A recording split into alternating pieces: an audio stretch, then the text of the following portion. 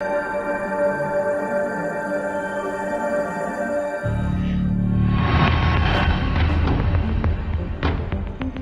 Apocalipse, o livro mais impressionante e radical da Bíblia. Um texto sagrado que profetiza o final dos tempos. Que segredos se escondem entre suas páginas? Quanto tempo de vida resta à espécie humana? A história tem um rumo, e esse final é iminente, porque já estamos na etapa da última dessas figuras. Ou seja, o fim da história já está próximo. Porque muitos mencionam que existe um lugar onde seus habitantes poderiam se salvar. Segundo vários especialistas, dos 7 selos que compõem o Apocalipse, 5 já foram abertos, e agora o 6º está prestes a se abrir, o que trará a destruição de grande parte da população mundial.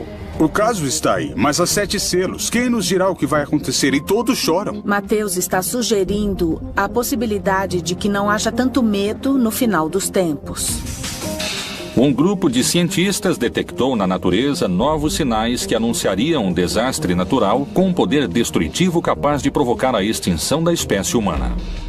O mundo acaba para dar lugar a outro mundo novo. Desde o princípio dos tempos, há relatos bíblicos em que Deus ameaça com destruição total. A Torre de Babel, as estátuas de sal, o dilúvio universal e depois, a mais aterrorizante de todas, o juízo final. A história tem que terminar para dar início a um mundo novo. O Apocalipse, o começo do fim.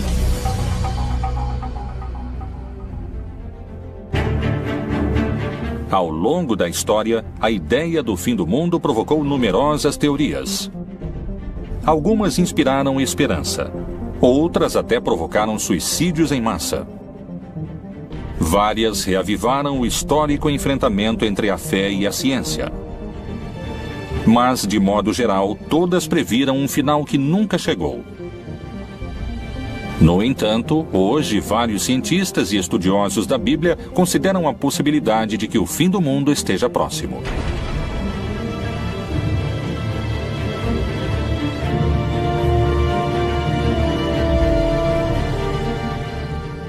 A grande quantidade de informações e o acesso imediato que temos aos fatos que acontecem no mundo nos levam a crer que são signos e sinais de que a profecia realmente está se cumprindo. Qual é a informação secreta contida no livro mais impressionante da Bíblia e que acaba de ser revelada? Talvez algumas respostas se encontrem no contexto em que o Apocalipse foi escrito. Palestina, ano 90.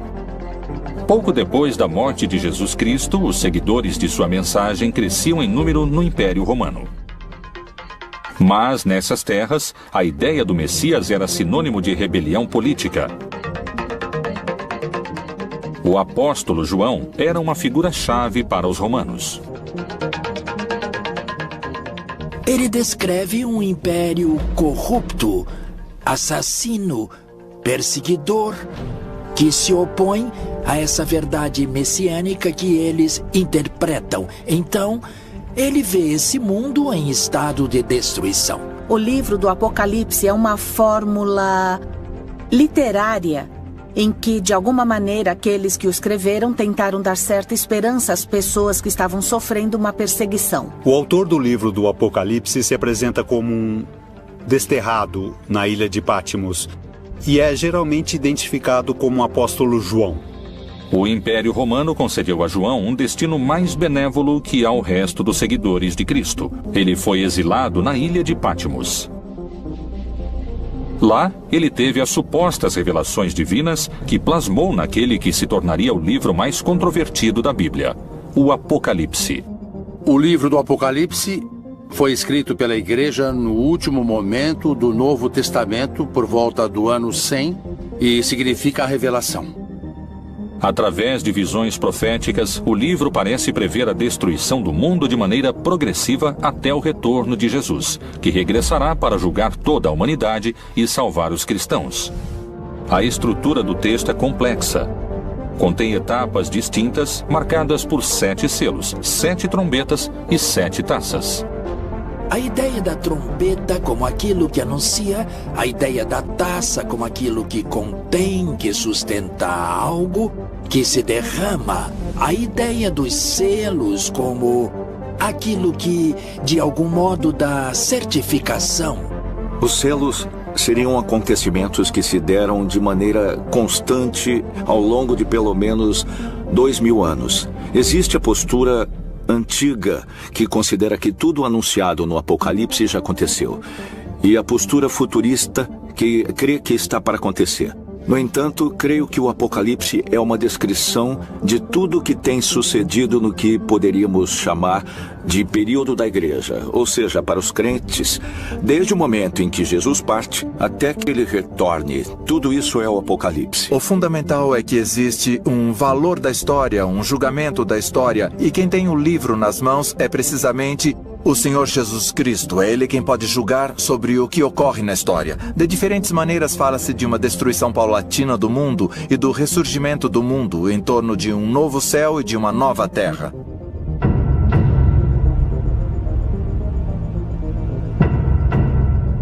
Até hoje, esse texto complexo tem suscitado todo tipo de interpretações. Uma das hipóteses é que nos encontramos na fase final do Apocalipse. É a etapa chamada Grande Tribulação.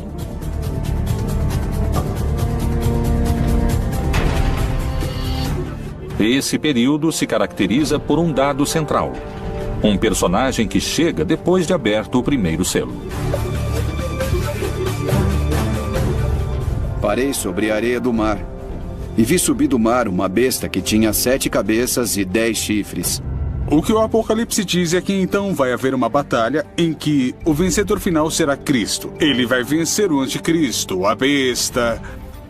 Esta besta representa todo o poder contrário ao cristianismo. O primeiro selo é um cavaleiro branco que representaria os falsos cristos que vão se deixar enganar quando renunciam ao verdadeiro rei, que é Jesus. O texto narra que a besta tem tanto poder que vencerá todos que tentem enfrentá-la. Mas quem representaria a figura da besta? E quando acabarem seu testemunho, a besta que sobe do abismo travará guerra contra eles, e os vencerá e os matará. Através da história, esse personagem foi mudando em suas diferentes interpretações. Hoje, o líder da Igreja Católica identifica o anticristo com uma figura que surpreendeu sua própria comunidade. O Papa disse que o anticristo é a corrupção, e disse, em algum sentido, que é adaptar, é uma adaptação da Bíblia. João, que fala do anticristo no Evangelho, diz que o anticristo é aquele que não crê em Cristo, que nega Jesus. E o que está na Bíblia, quando diz que o número da besta é 666 ou 666, é que são letras. Porque em nenhum idioma antigo, nem o grego, nem o hebraico, nem o latim, havia números. Existiam números, mas eram representados com letras. Estão indicando um nome. E em hebraico é César. Então, pode ser que represente o poder político que ataca a igreja. A condenação dos corruptos pelo chefe máximo da igreja causou impacto ao expor a figura do anticristo. O diabo é uma configuração que pode ter expressões muito claras em personagens nefastos da humanidade, como Hitler, como Videla, como Pinochet ou uma pessoa como Stalin. Pessoas horríveis da humanidade, mas não sei se o diabo se encarnou nelas. Eu acredito que eles foram expoentes da maldade, que seria atributo do diabo. Mas creio que nos equivocamos e que o pior da maldade é exercida por seres humanos. Por trás de tudo isso, há homens e mulheres que a exercem. Então aí podemos identificar os anticristos que existem nesse sentido. Segundo a tradição cristã, se acreditamos no anticristo na Terra, poderíamos afirmar que o primeiro selo já foi aberto.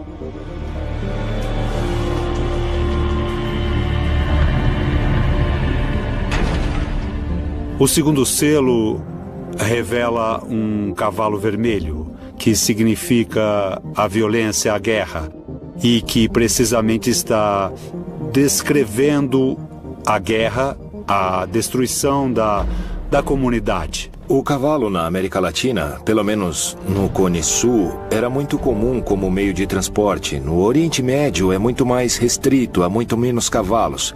Era um símbolo da realeza, de poder, da beleza, muitas vezes ligado também a forças negativas, forças poderosas que têm a ver, às vezes, com o orgulho divino frente à vontade de Deus. O Apocalipse fala de uma realidade permanente. A violência entre os humanos vem desde o Gênesis, desde o capítulo 3, quando Adão e Eva discutem quem foi o culpado. Desde então se instaura a violência. Não há época em que não exista violência entre os humanos, morte e destruição.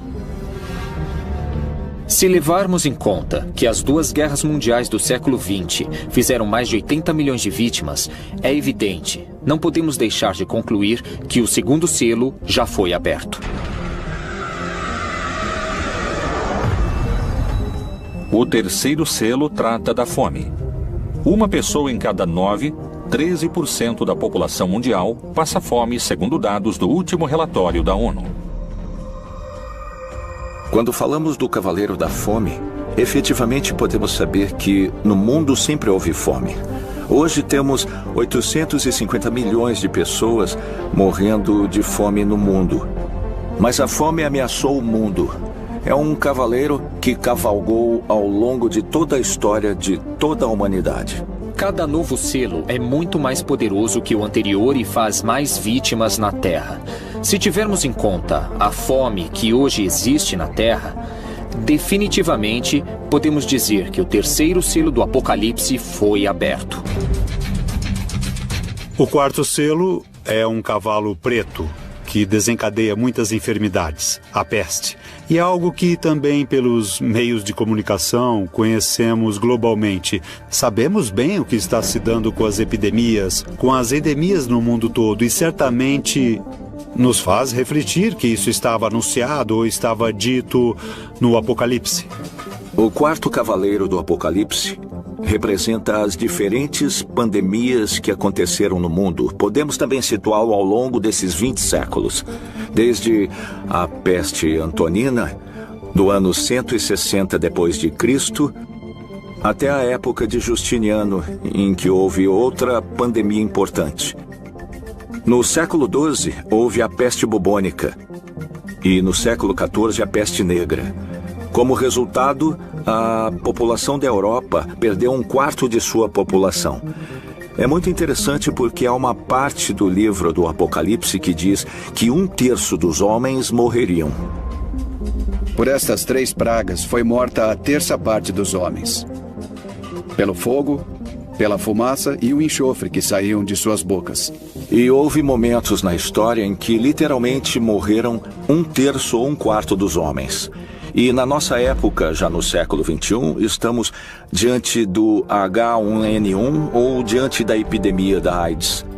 Ou o risco de uma guerra bacteriológica. Tudo isso tornaria perfeitamente textual uma praga como o quarto cavaleiro do Apocalipse. Alguns especialistas afirmam que todas essas doenças são sinais de que o quarto selo já poderia estar aberto. Segundo o Apocalipse, os 7 selos vão deixando em seu caminho guerra, fome, morte e destruição. Com cada abertura, o fim dos tempos e a batalha final parece estar mais próxima. O quinto selo não menciona uma forma de destruição como os outros, mas descreve o pedido dos mártires para que chegue a hora do juízo final. Mártir em grego significa testemunha. Esse quinto selo representaria os crentes de toda a história que estiveram dispostos a pagar com sua vida. A afirmação de que Jesus é o Senhor e o Salvador. Eles clamam a Deus pelo fim da perseguição, pelo fim da destruição. E é isso que nos revela o quinto selo, a visão dos santos, pedindo o final dos tempos. No entanto, a resposta é o que há de mais tremendo no Apocalipse, o mais difícil de aceitar e acreditar. Há que se cumprir o número. Eles devem ter paciência, porque a destruição vai continuar, ninguém sabe quanto tempo. Mas o cristão precisa confiar que Deus sabe quando e como vai terminar. Segundo algumas interpretações, os infortúnios mencionados nos primeiros selos, a fome, as guerras e as doenças, já aconteceram. E, pelo contrário, os fatos prenunciados pelo sexto selo, o mais temível e dramático de todos os narrados no livro do Apocalipse, estaria por acontecer. E, para muitos, suas consequências são impossíveis de conter. Quais são essas catástrofes? De que tempos estamos falando? Há alguma possibilidade de deter essa contagem regressiva?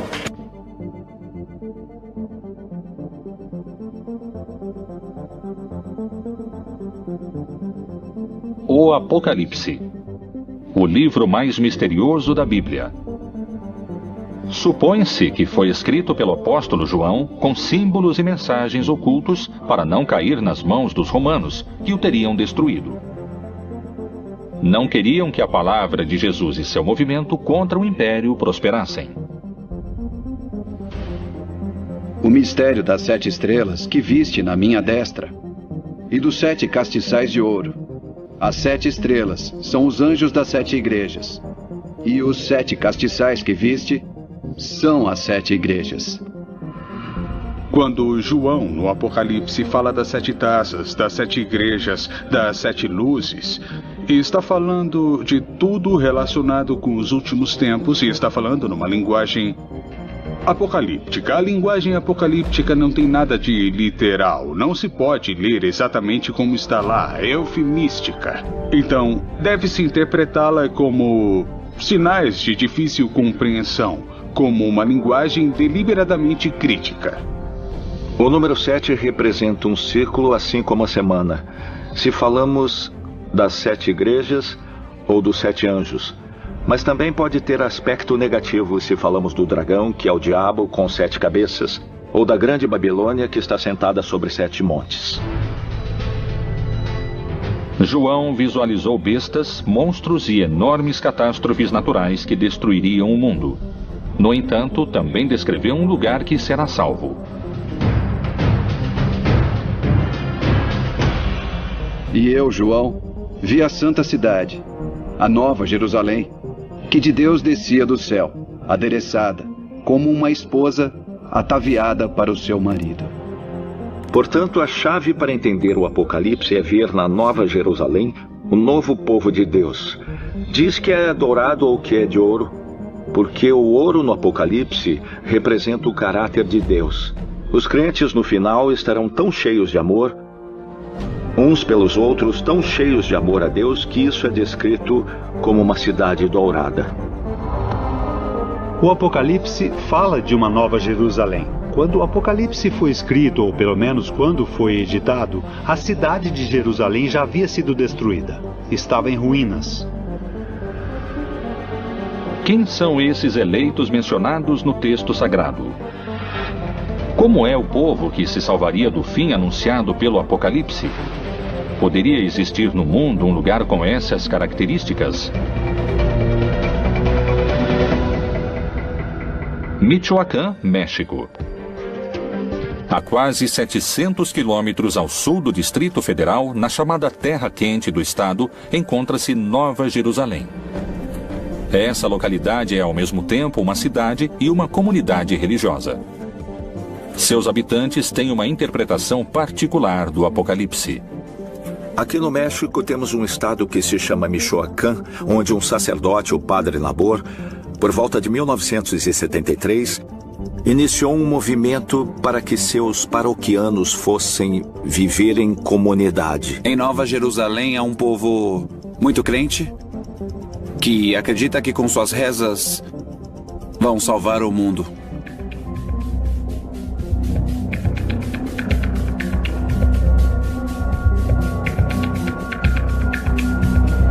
Nessa cidade nos disseram que o mundo vai acabar e que só vão se salvar aqueles que têm fé em Deus e os que rezam, os que se ajoelham e pagam o dízimo, os que se humilham, os que ficam de joelhos diante do tirano, que é o que sempre nos disseram.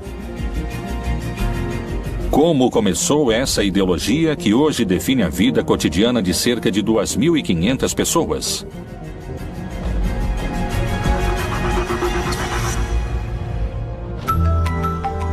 1973. Gabina Sanches, uma camponesa de Peruarã, trabalhava em um campo como todos os dias. Mas esse não era um dia comum. Aconteceria algo que marcaria o destino de toda uma cidade. Em 9 de junho, de manhã, dizem que a Virgem apareceu para uma senhora dentro desse espaço em que hoje está situada em Nova Jerusalém. E que lhe deu uma mensagem. A mensagem era que ela dissesse ao mundo para fazer penitência e que tivessem fé no Santo Rosário, porque o mundo estava perdido, que a humanidade estava perdida, até aquele momento. A construção da cidade aconteceu com a fé na aparição da Virgem. E depois começaram a vir, primeiramente, os habitantes vizinhos daqui. E nessas peregrinações, alguns resolveram morar aqui. A Virgem, quando pediu ou indicou como se formaria uma comunidade ou uma cidade, ela disse como queria a comunidade. Pediu que fizesse uma cidade, mas disse que queria um lugar pobre e simples, onde ela pudesse recolher acolher seus filhos que fossem vê-la. Queria pessoas simples, pessoas de coração puro, capazes de uma entrega limpa. E indicou que tinham que fazer um lugar diferente de qualquer outro para salvar o mundo. A primeira mensageira e o primeiro líder espiritual morreram há alguns anos. Assim, o dom de receber as supostas mensagens e a liderança dentro dessa comunidade coube a outras pessoas. Hoje, se supõe que uma mulher é a encarregada de se comunicar com a Virgem e existe um líder que determina os destinos da cidade. As regras são muito rígidas. Nós somos fiéis à Virgem do Rosário. Acreditamos nela, acreditamos na sua aparição, acreditamos na maior parte das mensagens que transmitiu do ano de 73 ao ano de 81. A devoção a ela se dá em primeiro lugar com o Rosário. Rezar o Rosário, levá-lo consigo, é dessa maneira que se dá essa devoção. As condutas proibidas em Nova Jerusalém são basicamente não usar tecnologia, como telefones celulares, internet, redes sociais. Em termos de roupas, para as mulheres, não usar decotes nem minissaias. E rezar diariamente, 2 vezes por dia, 3 vezes por dia, pagar o dízimo. Tá proibido o namoro, tá proibido a educação laica, tá proibido o futebol. Ou seja, basicamente as crianças não têm nenhum tipo de distração e passam o dia inteiro rezando. Desde os primeiros séculos e na Idade Média houve grupos que trataram de fundar comunidades onde se estabelecesse a Nova Jerusalém. E especialmente quando a América foi descoberta, vários grupos puritanos, incluindo alguns seguidores de Colombo e o próprio Colombo em seu livro de profecias, achavam que haviam chegado a um lugar onde a Nova Jerusalém seria estabelecida.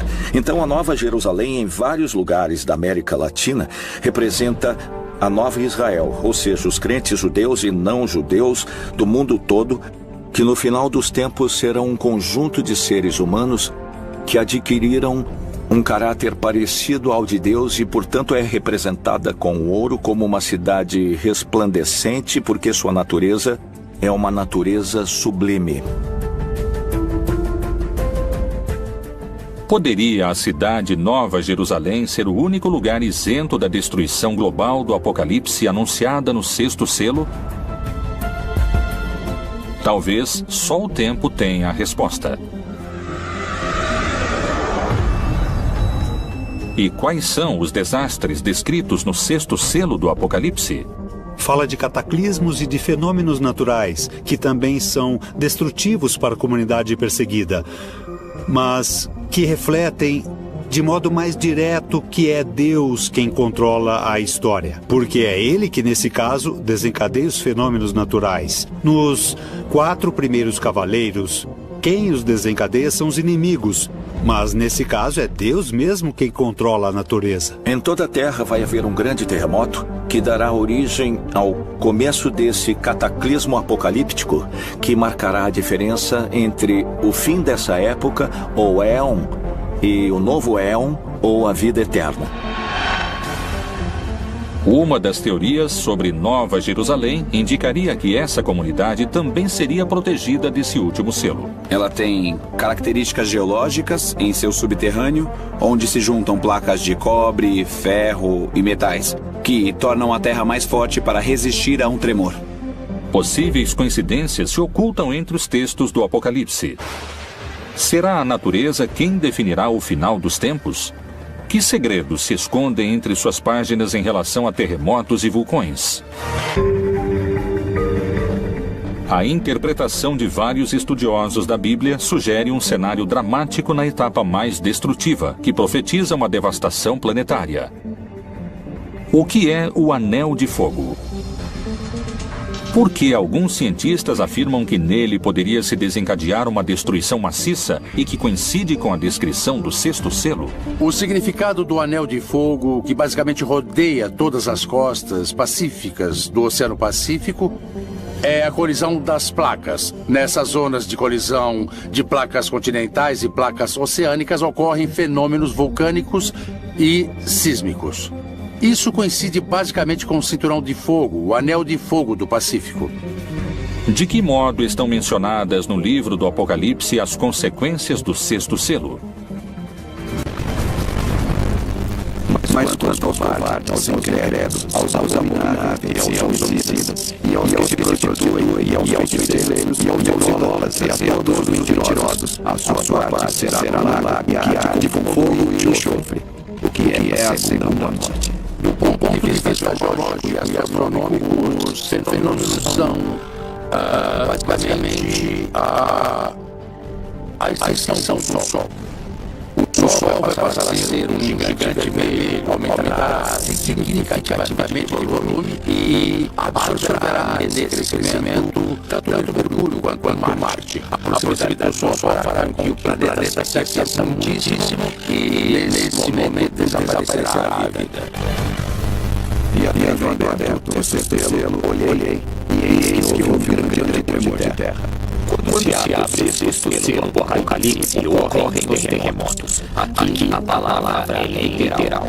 Não existe outra definição, nem explicação, nem tipo de erro de tradução. O reaquecimento poderia estar simbolizado pelo fogo, mas parece que esse não é o único desastre natural possível. A mensagem da Virgem à Nova Jerusalém anuncia que o final também poderá chegar através de grandes terremotos. Qual é a visão dos cientistas?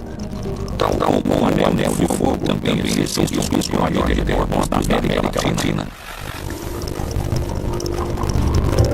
Equador, 31 de janeiro de 1936, magnitude 8.8.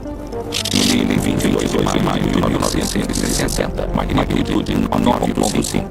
Foi o terremoto mais violento que se tem registro.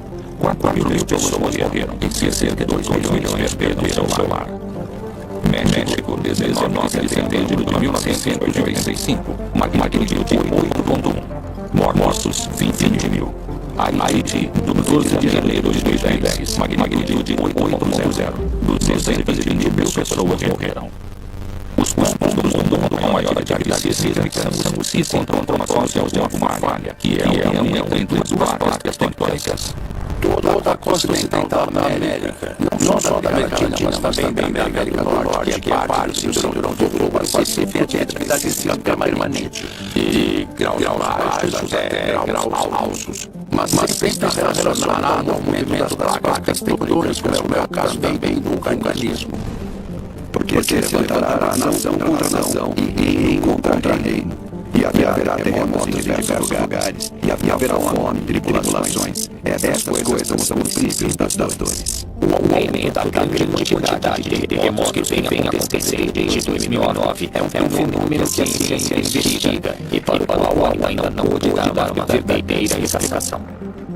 Os textos messiânicos ou o Apocalipse podem ser lidos de várias formas. Sempre em cada geração há os visitas para acontecer. Isso faz alusão ao Obama, faz alusão ao Putin, faz alusão à crise econômica. E isso fala de tal guerra, ou seja, de pessoas que tentaram interpretar os textos e focalizá-los. Na saída do Mar Morto, há um tipo de literatura chamada matéria, que é a interpretação, por exemplo, do profeta Habacuque.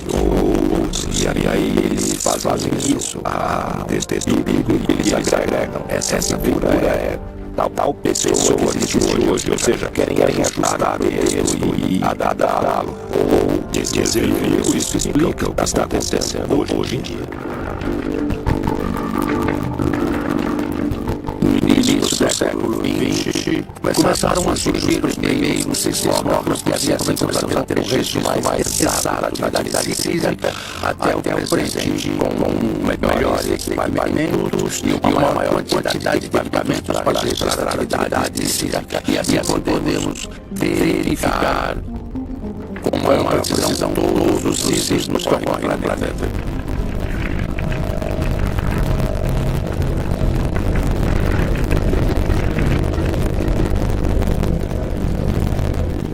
O sistema do Apocalipse descreve um grande terremoto e também a ideia de que os céus se revolveram como se formando um rolo.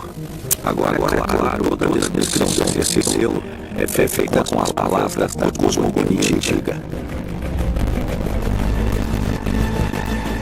Os mais céticos afirmam que faltam 200 anos para o fim do mundo. Esse é um fenômeno que não ocorrerá em menos de 4 a 5 bilhões de anos. Para outros, a destruição global através de coisas remotas é iminente.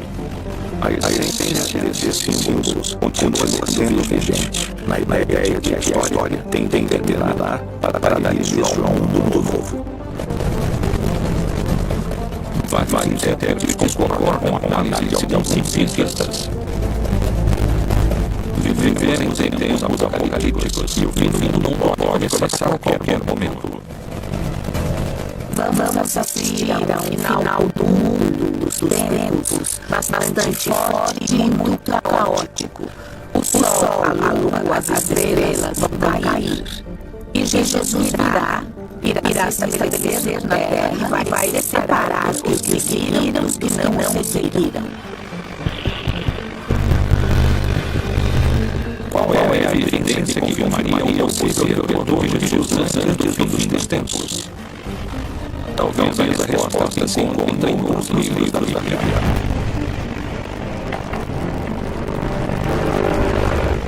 O Apocalipse é o livro mais antigo e controvertido da Bíblia.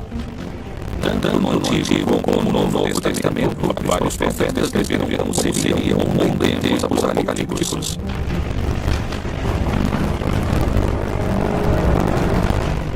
E esse evangelho do reino será pregado em todo o mundo, em testemunho a todas as nações. E então virá o fim. No Evangelho de Mateus, nos capítulos 24 e 25, utiliza-se essa expressão literária para falar do final dos tempos, mas utilizando os personagens de Jesus. Mas o interessante do Apocalipse é que matam os que não creem, os que não seguem Jesus, os que não foram fiéis a Jesus. O povo cristão não deveria ter medo de ler o Apocalipse, porque é para aqueles que não foram fiéis a Jesus. Eu fui fiel a Jesus, estarei do lado daqueles que irão se salvar. Muitos correrão de uma parte para outra. E a ciência se multiplicará. Daniel também faz parte desse mesmo gênero literário. Escreveu alguns de seus fragmentos e de maneira apocalíptica. E também aqui podemos reconhecer esse aceleramento dos processos humanos, dos processos históricos, que de fato na época em que Daniel escreveu não se podia imaginar a quantidade de conhecimento acumulado, as possibilidades tecnológicas acumuladas e também os recursos humanos acumulados. E simultaneamente a isso, o desgaste do planeta, o desgaste das relações humanas, a quantidade de habitantes, tudo isso evidentemente influi e estamos num tempo de aceleração e isso é indiscutível. A cada minuto somam-se cerca de 2.000 páginas ao conhecimento científico do homem. E uma pessoa precisaria de 5 anos para ler todo o material que é produzido a cada 24 horas. Temos carros que chegam a 350 km por hora e aviões que ultrapassam a velocidade do som. Um ritmo de vida incomparável ao que se levava há 2000 anos. As visões no livro de Daniel estão entre os grandes mistérios apocalípticos.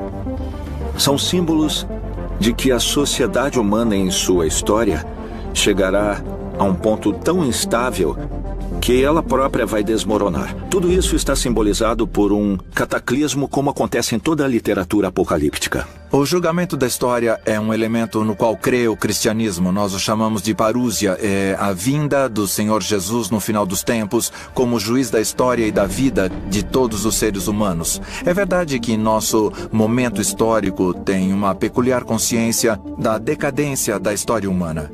Entendemos o que é o fim do cosmo, também imaginado do ponto de vista físico. Podemos falar dessa expansão do universo que tende a um esfriamento global, não um aquecimento global do planeta, porém mais amplamente. E podemos imaginar, sabemos que a Terra, nosso lugar onde desenvolvemos a história, é decadente. Havia 3 visões básicas do fim da história. Uma visão que se chama utópica, que chegará ao fim dos tempos e o cordeiro viverá com o lobo, e a criança brincará com a serpente, e a destruição cessará, ou seja, uma visão idílica da paz universal. A outra visão é restaurativa. Então é uma ideia segundo a qual a época messiânica é a restauração do reino de Davi, ou seu equivalente. Ou seja, uma época em que Israel viverá em paz com seu próprio estado, um estado poderoso. A terceira visão é que é uma visão catastrófica. Crê que antes do final da história e da paz, haverá uma época terrível de guerras, de lutas, que tem um valor simbólico no mundo ocidental, o Armagedon, que usa como término da luta final. Mas em hebraico é Armegido, o Monte Megido, um lugar que fica ao norte de Israel. Pode-se estar no meio do Armagedon e ver esse lugar, que é uma cidade que teve uma grande história na época bíblica, a cidade de Megido. Então, nessa visão, antes que venha o bem e a paz, haverá uma época terrível de sofrimento, de guerra, de lutas. Além da referência precisa no 6º selo, há outra citação bíblica que menciona luas de sangue como um sinal do fim. O sol se converterá em trevas e a lua em sangue, antes de chegar o grande e glorioso dia do Senhor. Lucas, no livro dos Atos dos Apóstolos, fala de uma lua vermelha. No entanto, se refere ao Antigo Testamento, algo que está anunciado no Antigo Testamento, pois em muitos livros do Antigo Testamento fala-se do fim, sobretudo da vingança de Deus ou do dia de Yahvé, em termos apocalípticos. E esse gênero literário utiliza imagens cósmicas tremendistas. Sem dúvida, cria uma imagem que havia no Antigo Testamento para simbolizar algo catastrófico, uma intervenção de Deus especial. Alguns se baseiam em dados científicos. Outros na fé e em sua própria interpretação desses textos sagrados. Muitos afirmam que estamos a caminho de abrir o 7º selo e que começou a contagem regressiva. O que ninguém sabe é se o mundo acabará em milhares de anos ou em poucos minutos.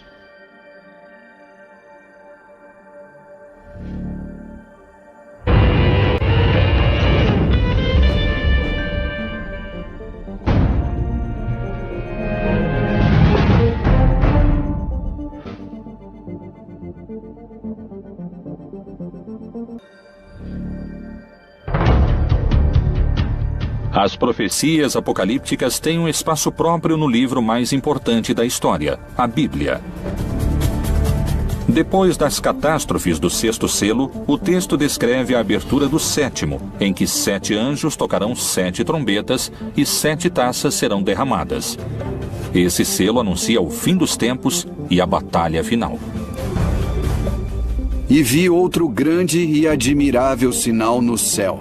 7 anjos que tinham as 7 últimas pragas, porque nelas é consumada a ira de Deus. Na verdade, o 7º selo supõe o fim da história, o fim das perseguições, o triunfo dos eleitos, a derrota dos malvados, da besta, do dragão, etc.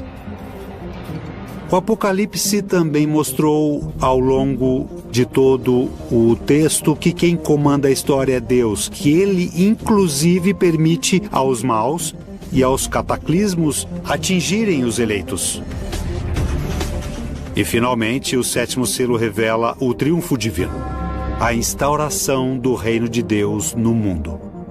O dia final será precedido de uma batalha entre um anticristo e Deus ou o bem. O que o texto está dizendo é que há um momento final da história em que o bem vence, e vence de uma maneira definitiva, e que Jesus, que venceu a morte, voltará numa manifestação gloriosa. Isso se chama parúzia, a segunda vinda de Jesus. É um dia de júbilo, de vitória para aqueles que creem em Jesus. O texto diz que esses horrores vão terminar e que haverá um juízo final no qual serão castigados todos os opressores, ou seja, todos aqueles que nos fazem sofrer, e que finalmente serão castigados porque finalmente triunfará a libertação.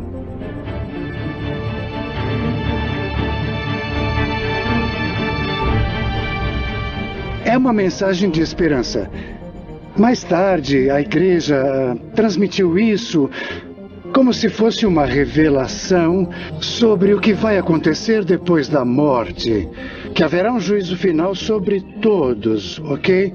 Então isso já é uma interpretação feita pela igreja que faz parte do seu projeto de dominação. O Apocalipse não é um livro histórico. Não é um livro do futuro. Não é como uma bola de cristal que revela o futuro. É um gênero literário, escrito no gênero literário judaico-apocalíptico. A atmosfera se torna de terror quando o Apocalipse é citado hoje. Não é sobre o futuro. Quem escreveu o livro não estava pensando no fim do mundo, nem no futuro. Estava pensando no presente. Existiria o povo eleito que poderia se salvar do fim do mundo? Seria possível minimizar as consequências das catástrofes naturais?